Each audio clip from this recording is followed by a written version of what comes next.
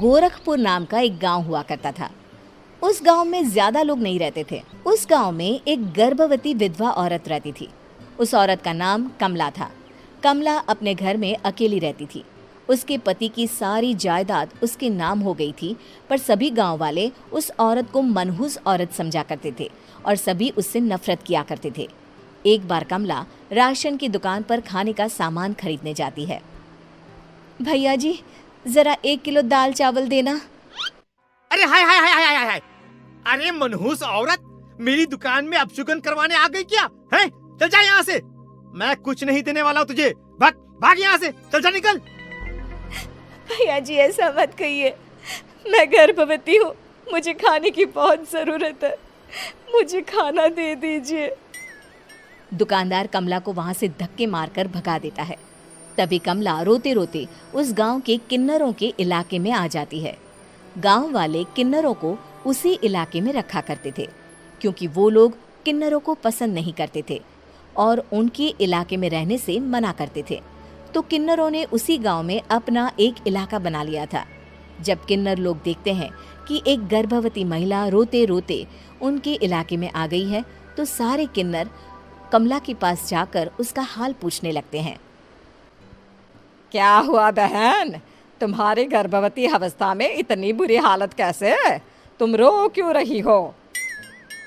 तुम डरो मत, हम तुम्हें कोई नुकसान नहीं पहुंचाएंगे। तुम शांत होकर सब बताओ कि हुआ क्या है। मैं कमला हूँ, मैं गांव के दूसरे इलाके से आई हूँ। 2 महीने पहले ही मेरे पति की मौत हुई है। मुझे गांव के लोग मनहूस मानते हैं, क्योंकि मैं विधवा हूँ और गर्भवती भी।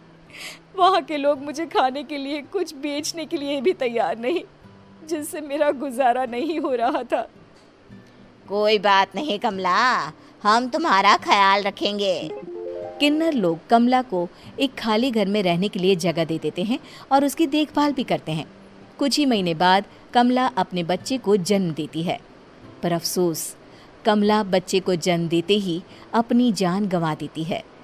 जब सब किन्नर बच्चे को देखते हैं तो बहुत खुश हो जाते हैं, क्योंकि वो बच्चा भी किन्नर ही था। कमला ने एक किन्नर बच्चे को जन्म दिया था। अब इस बच्चे की देखभाल कौन करेगा? हम तो इस बच्चे को गांव के दूसरे इलाके में भी नहीं भेज सकते। और तो क्या हुआ, इस बच्चे की माँ नहीं रही तो हम इसे पालेंगे। अब ये हमारे इलाके में रहेगा, हमारे साथ रहेगा। फिर वो किन्नर उस किन्नर बच्चे को गोद ले लेते हैं, उसका नामकरण कराते हैं। उस किन्नर बच्चे का नाम शक्ति रखा जाता है। देखते ही देखते शक्ति बड़ी होने लगती है। उसके रंग रूप बहुत सुंदर थे। वो बहुत सुंदर किन्नर दिखती है। एक दिन शक्ति एक किन्नर से पूछती है, माँ जी सुनिए ना, ये गांव के दूसरे इलाके में भी तो लोग रहते हैं, तो हम वहाँ क्यों नहीं जाते? हम उनसे अलग क्यों रहते हैं? शक्ति, क्योंकि वो लोग हमारे जैसे नहीं, वो लोग हमें पसंद नहीं करते, इसीलिए हम उनसे अलग रहते हैं। क्यों? वो हमें क्यों पसंद नहीं करते? मुझे एक बार उस इलाके में जाना है, मैं एक बार वहाँ जाकर घूम कर आऊँ। शक्ति, खबरदार, जो तू उस इलाके में कभी भी गई तो अपनी जान नहीं गंवाना चाहती तो उस इलाके में कभी कदम भी नहीं रखेगी, समझी? इतना कहकर वो किन्नर वहाँ से चली जाती है। शक्ति उस किन्नर की बात सुनकर बहुत रोती है। माँ जी, ऐसा कैसे कह सकती हैं? उन्होंने इतनी सी बात के लिए मुझे इतना डांटा। अब तो मैं उस इलाके में ज़रूर जाऊंगी। फिर एक दिन शक्ति गांव के दूसरे इलाके में चुपके से जाती है। ये लोग तो हमारे जैसे ही इंसान हैं, तो ये हमसे नफरत क्यों करते हैं? जब शक्ति उस इलाके में पहुंचती है तो गांव के सारे आदमी उसके रूप से मोहित हो जाते हैं। वो लोग ये अंदाज़ा नहीं लगा पाते कि वो किन्नर है। शक्ति की सुंदरता देखकर सारे गांव वाले उसकी तारीफ करने लगते हैं। तभी गांव का चक्कर लगाने गांव के जमींदार का बेटा हर्ष वहां पहुंचता है। हर्ष भी दिखने में बहुत सुंदर होता है।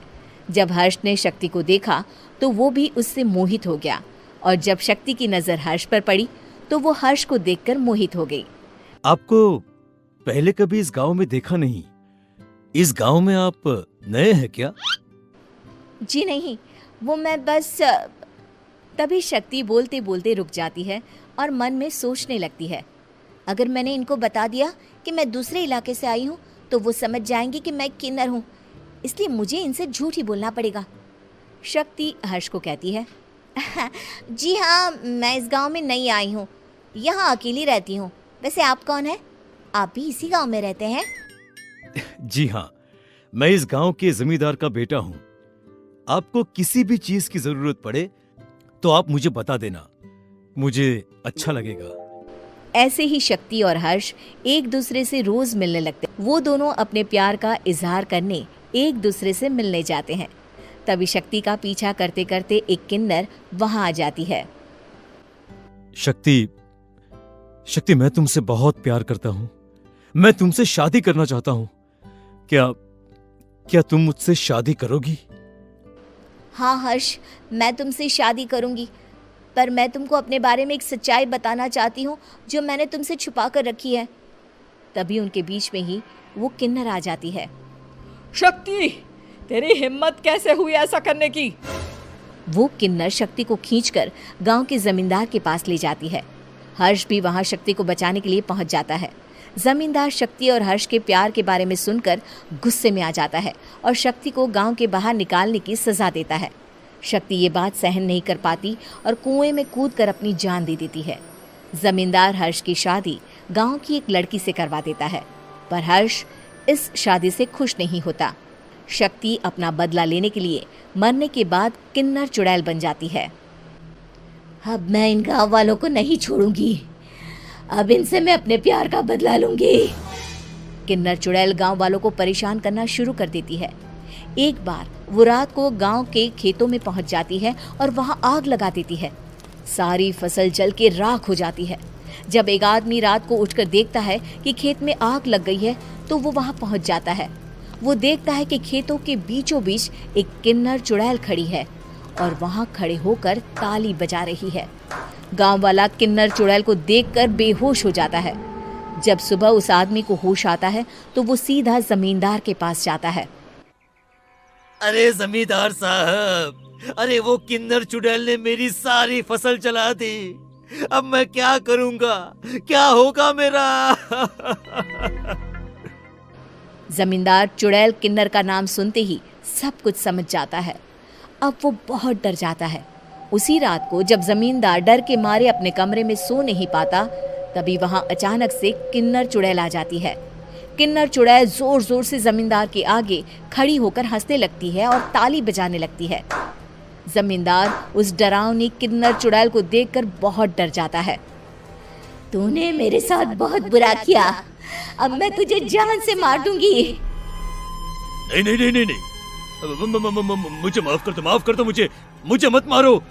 मैं कभी ऐसा दोबारा नहीं करूंगा। अब तुम जो बोलोगी वही मैं करूंगा। ठीक है, मैं चाहती हूँ कि किन्नर इलाका गांव के इलाके से जुड़े और गांव का कोई भी आदमी किन्नर समाज से द्वेष ना करे, उससे नफरत ना करे, नहीं तो मैं सारे गांव को मार दूंगी। और तुम गांव में एक नया कानून बनाओ कि अगर किसी ने भी किन्नर समाज को हानि पहुंचाने की कोशिश भी करी या इनसे भेदभाव करने की भी कोशिश करी तो उनको कड़ी से कड़ी सजा मिलेगी। हाँ हाँ हाँ हाँ, मैं ऐसा ही करूंगा। तुम जो बोलोगी वो मैं करूंगा, पर मुझे जाने दो प्लीज। तब वो किन्नर चुड़ैल वहां से चली जाती है। गांव का जमींदार किन्नर चुड़ैल का कहा मानते हुए दोनों इलाकों को एक कर देता है और नया कानून भी लागू कर देता है। तब से वहां किन्नर समाज और बाकी गांव वाले शांतिपूर्वक रहने लगते हैं।